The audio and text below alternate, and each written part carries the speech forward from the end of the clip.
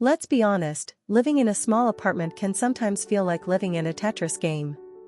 You've got big dreams for your aesthetic, but limited square footage to make them happen. But here's the secret, a small footprint doesn't mean you have to compromise on style. Today, we're diving into the ultimate guide for smart and stylish decorating. I'm sharing the pro tips that will help you maximize every inch, trick the eye into seeing more space, and finally make your tiny home feel like a grand sanctuary.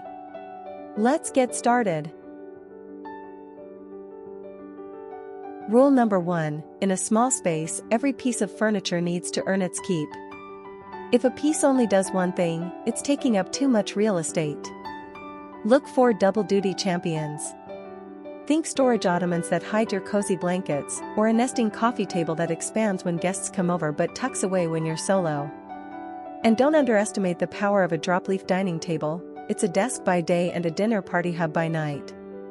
Remember, if it doesn't have a hidden compartment or a folding wing, think twice before buying it.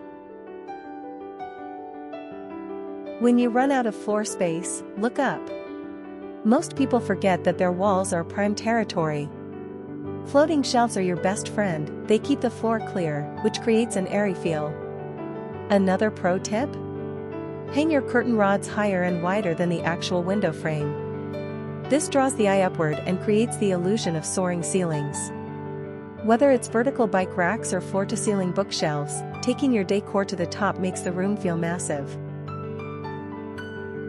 This is the oldest trick in the book because it works. Mirrors are essentially window makers. By placing a large mirror opposite a window, you're bouncing natural light into the darkest corners and doubling the visual depth of the room. Don't be afraid to go big. A leaning floor mirror in a cramped hallway can instantly make it feel twice as wide. It's not just about checking your outfit, it's about breaking down the walls, literally.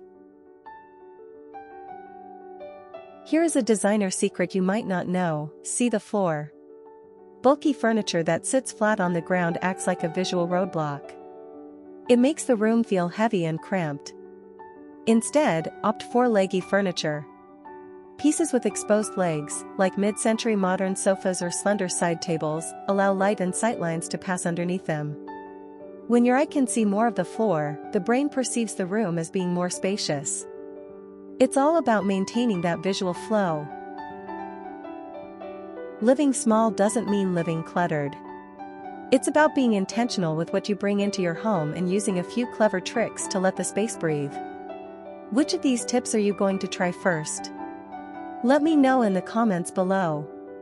If you found this helpful, don't forget to hit that subscribe button and give this video a thumbs up for more interior design inspiration.